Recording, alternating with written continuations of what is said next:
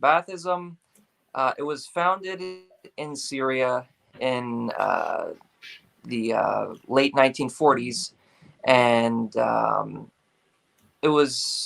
its founders were mainly Syrians, but the idea for it was that it was a pan-Arab ideology for all Arabs, and it eventually came to power in both the countries of Iraq and Syria. Um, and it first came to power in Iraq in 1963, but very briefly. It wasn't.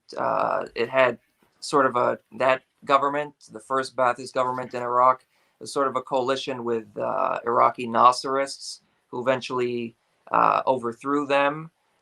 So they were in power briefly for part of the year of 1963, and then they came back in 1968, the 1968 revolution, and the Ba'ath Party in Iraq was in power from 1968 all the way up until 2003. In Syria, the Ba'ath Party also came to power in 1963, and in Syria, it's a lot more complicated because people have probably heard about like the division between Iraq, what's often described as Iraqi Baathism, and Syrian Baathism. In the 1963 revolution in Syria, the Ba'ath Party was unified. There was no like division between like what's often described as like the Assad and Saddam Baathism. Um, that division eventually came about in 1966 when Hafez al-Assad and Saleh Jadid overthrew the first Ba'athist government in Syria.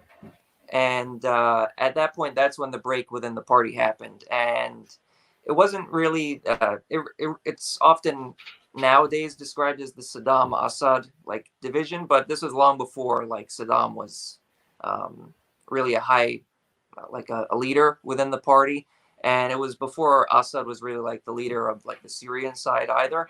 So 1966 is when that division, like the break within the party, happened when Saleh Jadid and Hafez al-Assad overthrew the original Ba'athist leader in Syria. And when that happened, like all of the Ba'athists, like original Ba'athists, fled to Iraq, or actually not to Iraq at that point because the Iraqi Ba'athists weren't in power. But when the Ba'athists came to power in Iraq, they eventually all fled to Iraq, and they all sided with the Iraq side of the Ba'ath Party, and it really became well, you could really the real Ba'ath Party was in Iraq. The Syrian Ba'ath Party had sort of they were considered to have like betrayed the Ba'ath Party, but nonetheless they still took an anti-imperialist line. They took an anti-Zionist line, and they were anti-U.S., anti-Western imperialism. And anyway, so at that point, it was Saleh Jadid who was the head in 1966, and then he was eventually overthrown by Hafez al-Assad in 1970. So it's kind of complicated. There were three Ba'athist governments in Syria. There was the first one when the Ba'ath Party was united, then the second one with Saleh Jadid, and then the third one, which is basically what we have till today, which was the Assad, Hafez al-Assad and Bashar al-Assad. And in 1970, when Hafez al-Assad came in, it's interesting because he was actually, you could say, sort of, he sort of moved things to the right in a way. Now, arguably, it was necessary at the time for the international situation stuff. But what he did was he sort of liberalized the economy somewhat. There was still a large state sector, but he sort of liberalized the economy. He also improved relations with like Saudi Arabia and some of the reactionary Arab states. But he also remained closely aligned with the Soviet Union. Soviet Union was like the main supporter of Syria through that. And interestingly, at that point, when Hafez al-Assad first came in over through Saleh Jadid, the Iraqi Baathists and Mashal Aflaq, who was Syrian, but he was like the founder of the Ba'ath Party. He went to Iraq, and he was on the side of the Iraq Ba'ath Party, and he was the head of the Ba'ath Party in Iraq. When Hafez al-Assad came to power in 1970, it looked like there may have been like relations were getting a little bit better between Aflaq and the Iraqi Ba'ath Party and Assad and Syria's Ba'ath Party. And it looked like things were going to possibly, like the Ba'ath Party was going to go back together possibly, but that ended up not happening. And eventually in the 70s, they became like harsh enemies again.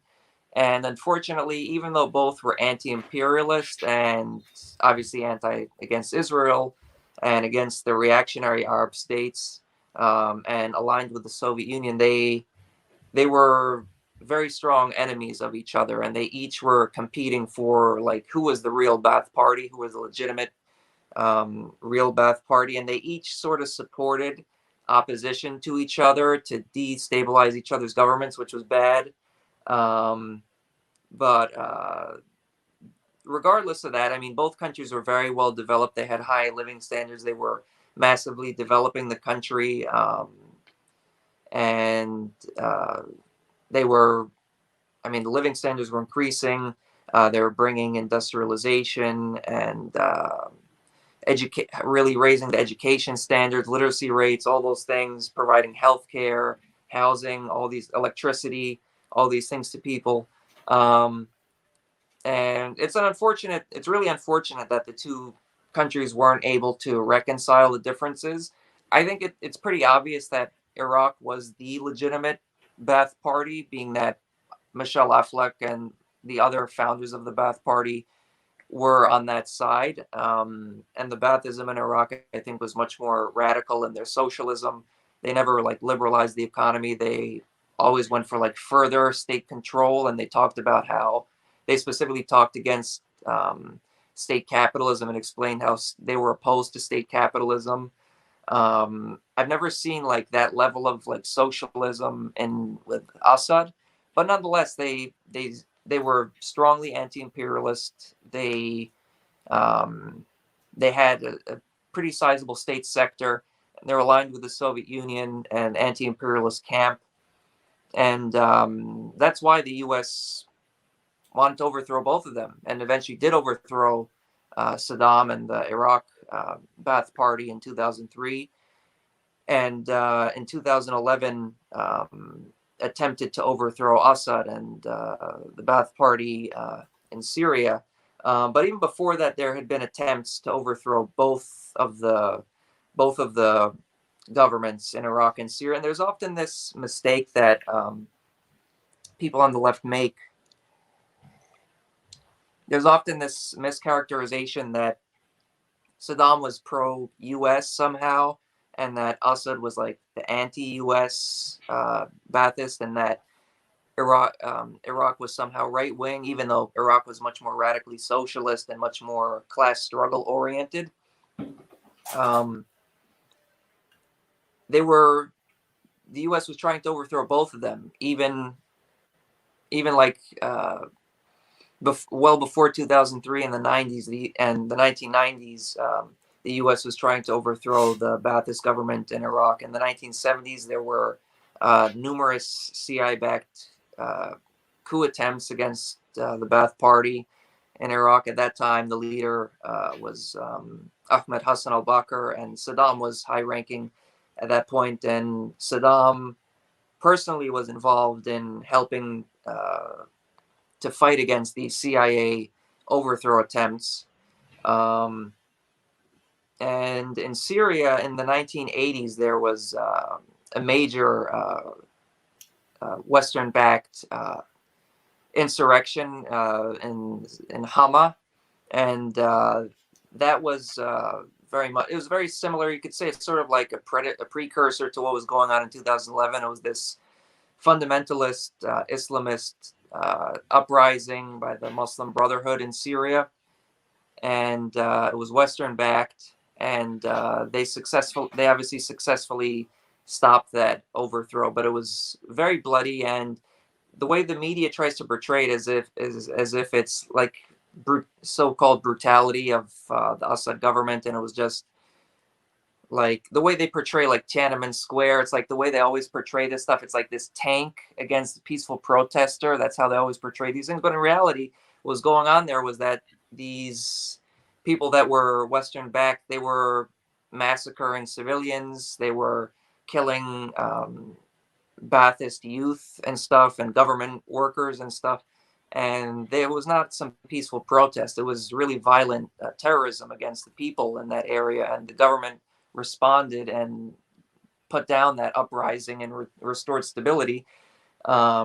So yeah, this it's kind of the history of Baathism. It's kind of complicated. There's a lot more to it as well. I'd recommend people look into that video. But as you could see, in both Iraq and Syria, the imperialist overthrow attempts have been going back very long, for decades and decades, before the U.S. actually went like full on, like 2011 in Syria or 2003 in Iraq.